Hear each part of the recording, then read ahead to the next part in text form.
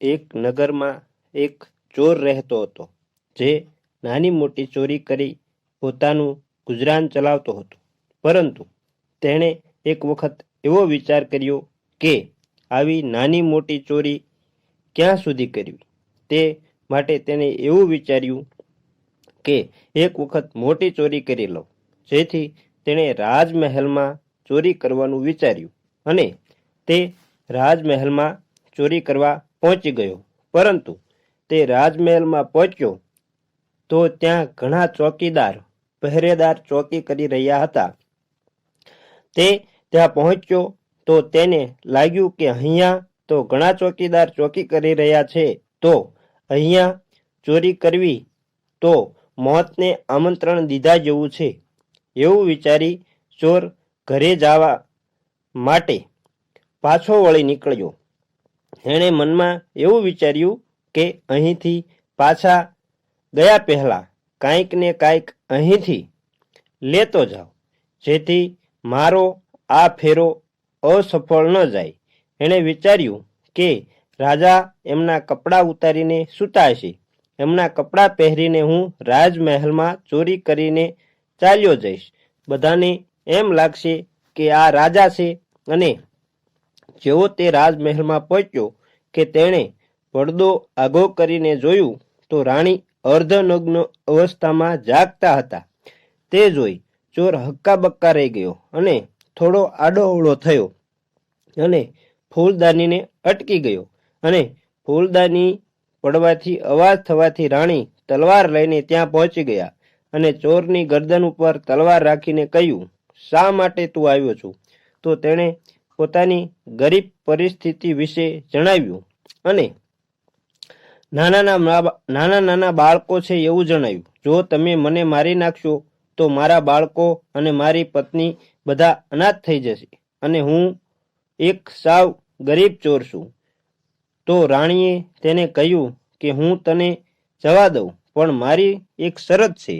તું જો મારી સાથે સમાગમ કરીશ, તો મારી ઈચ્છા પૂરી કરીશ, તો હું તને જવા દઈશ. તો ચોરને થયું કે આ તો બહુ કઠણાઈ આવી, હવે શું કરું?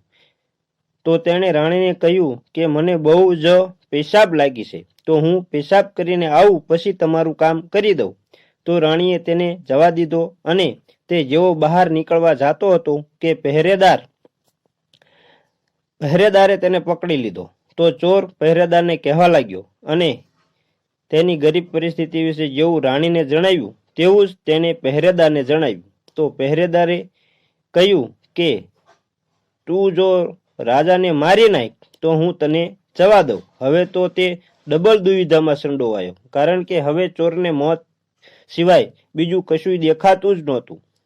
તેથી તે પાછો રાણી પાસે ગયો અને તેને કહ્યું કે તમે જો રાજાને મારી નાખો તો હું તમારી સાથે સમાગમ કરું. રાણી કામવાસનામાં અંધ હતી. જેમ કહે છે ને કે કાગડાને રાતમાં દેખાતું નથી અને ઘુવડને દિવસમાં નથી દેખાતું, તેમ કામવાસનામાં અંધ માણસને કાંઈ પણ દેખાતું નથી. તેથી તેણે રાજાને તલવારના ઝાટકેથી મારી નાખ્યા અને રાજાને કેટલું બધું લોહી નીકળ્યું. તેથી તે લોહી જોઈ શકી નહીં અને બેભાન થઈ ગઈ. અને આ તકનો લાભ લઈ ચોર ત્યાંથી ભાગી નીકળ્યો. હવે સવારમાં આખા નગરમાં સનસની મચી ગઈ કે રાજાને કોણે મારી નાખ્યો.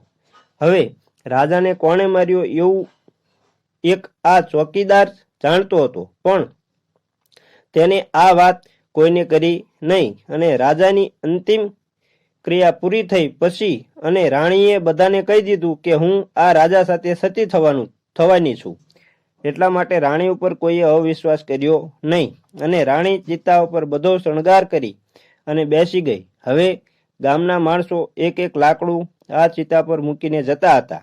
હવે આ પહેરાદા પણ ત્યાં ગયો અને તેણે રાણીને કાનમાં કહ્યું કે મહારાણી, તમે તો સતી થઈ જશો, પણ એટલું તો બતાવો કે આ મહારાજાને તમે માર્યા હતા કે ચોરે? રાણીને ખબર પડી ગઈ કે આ વાતની આ પહેરેદારને ખબર છે. તેણે પહેરેદારને કહ્યું કે રાજાને ન તો મેં માર્યા છે કે ન તો ચોરે, પરંતુ તારે તે જાણવું હોય તો નગરની ઉત્તર દિશામાં ચાલ્યો જા. ત્યાં એક ડોશીમાં રહે છે અને એ એનું રહસ્ય તને જણાવશે. હવે તે પહેરેદાર સવાર પડતા જ તે ઉત્તર દિશામાં જ્યાં ડોશીમાં એક ઝૂંપડી બાંધીને રહેતા હતા ત્યાં પહોંચી ગયો અને ડોશીમાને કહ્યું કે હે ડોશીમા, હું એ જાણવા આવ્યો છું કે રાજાનું મોત કેવી રીતે થયું અને રાજાને કોણે માર્યા છે. તે ઘરડી ડોશીએ કહ્યું કે તારે તે જાણવું હોય તો તારે એક કામ કરવું પડશે. મારી ઝૂંપડીની બહાર એક બકરો બાંધ્યો છે, તે બકરાનું તું માથું કાપી નાખજે અને જેવું તું માથું કાપીશ કે તે માથું હવામાં અધર લટકશે અને તેના 2 કાન પકડી અને તે તને જ્યાં લઈ જાય ત્યાં તું જતો રહેજે, જેથી તને તારા સવાલનો જવાબ મળી જશે. અને હવે પહેરેદારે જેવું ઘરડી ડોશીએ કહ્યું તેવું જ કર્યું. હવે તે બકરાના કાન પકડીને બકરો ઉડવા લાગ્યો અને તે પહેરેદારને જંગલમાં લાવીને મૂકી દીધો. હવે તે પહેરેદારને થયું કે અહીં તો કોઈ નથી. તેની સામે એક ગુફા હતી. ત્યાં ઊભો રહીને તે વિચારતો હતો. હવે તે ગુફા એક રાક્ષસની હતી. અંધારું થઈ ગયું હતું. રાક્ષસ બહાર ભોજન ગોતવા માટે ગયો હતો અને તેની દીકરી તે ગુફામાં મોજૂદ હતી. તેણે મનુષ્યની ગંધ આવી એટલે તે બહાર આવી. તેણે જોયું કે બહાર એક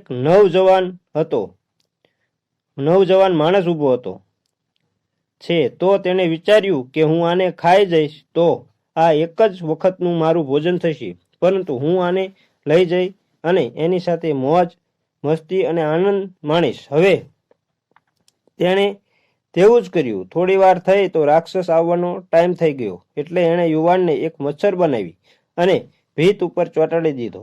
હવે રાક્ષસ આવ્યો એટલે તેને તેની દીકરીને કહ્યું કે મને મનુષ્યની ગંધ આવે છે. તેની દીકરીએ કહ્યું કે અહીંયા મનુષ્ય ક્યાંથી આવે? મનુષ્યને તો હું કાચે કાચો ખાઈ જાઉં. આવું કહી એના પિતાને એને સમજાવી દીધા. હવે તે રાક્ષસી રોજ આની સાથે મોજ મસ્તી અને મજા કરતી. પહેરેદારને પણ બહુ મજા આવવા લાગી હતી.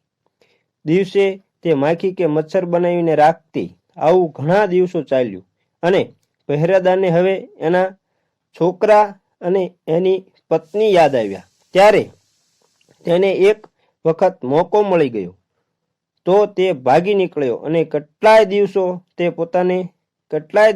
તે પોતાને ઘેર પહોંચ્યો. તે પોતાના બીબી બચ્ચાને મળી અને ઘણો આનંદિત થયો, પરંતુ હવે તેને પહેલી રાક્ષસી બહુ યાદ આવવા લાગી. તેથી તે તેના વિશે વિચાર્યા કરતો અને એને થયું કે એને મારે ફરીને મળવા જવું પડશે, કારણ કે તે કામવાસનામાં આંધળો થઈ ગયો હતો. જેમ બહુ જ રૂપાળી સ્ત્રીઓ અને નખરા કરવાવાળી સ્ત્રીઓ ઋષિમુનિઓને પણ ચલિત કરી નાખે છે, તેમ તે પણ આંધળો બની ગયો અને ફરી પેલી ડોશીમા પાસે ગયો અને તેને કહ્યું કે મારે હવે પેલા રાક્ષસની ગુફામાં જવું છે. તે હવે રાજાના મોત વિશે ભૂલી ગયો હતો. તેથી તેને ડોશીમાએ કહ્યું કે હવે મારી પાસે બકરો નથી, પરંતુ તારે એક કામ કરવું પડશે.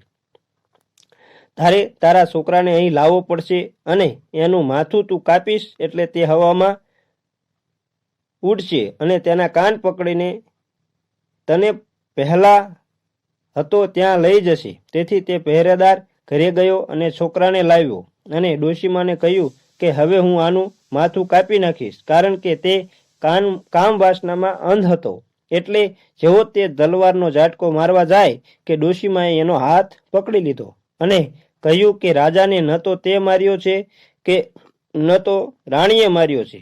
રાજાને આ કામ વાસનાએ માર્યો છે. જેવી રીતે તું કામ વાસનામાં આંધળો થઈ તું તારા પોતાના છોકરાને મારવા તૈયાર થઈ ગયો, તેમ કામ વાસનામાં આંધળો થયેલો માણસ બધું ભૂલી જાય છે. તેને કાંઈ દેખાતું નથી. તે ગમે તેવું હલકું કાર્ય કરી નાખે છે. મિત્રો, આવી રીતે ધનનો લાલચી માણસ ધનમાં આંધળો હોય છે. તે કશું પણ જોઈ શકતો નથી. તે પોતાના પારકા જોતો નથી અને ધનની લાલચમાં તે ગમે તે હદે જઈ શકે છે. એટલે એક એનો વિશ્વાસ ન કરવો. બીજો જે ક્રોધી માણસ હોય તેનો વિશ્વાસ ન કરો, કારણ કે ક્રોધમાં આંધળો માણસ ગમે તે કરી નાખે છે. તે ગમે તે કરી નાખે છે અને પછી એને આખું જીવન પસ્તાવાનો વારો આવે છે.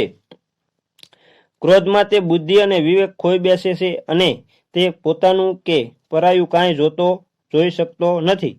એટલે આ 3 પર વિશ્વાસ ક્યારેય ન કરવો.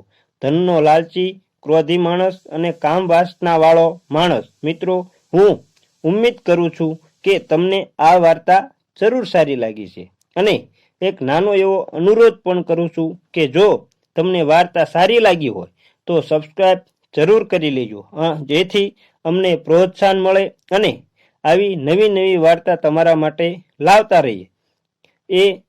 તો ચેનલને લાઇક, શેર અને કોમેન્ટમાં હર હર મહાદેવ જરૂર લખજો. જય માતાજી મિત્રો.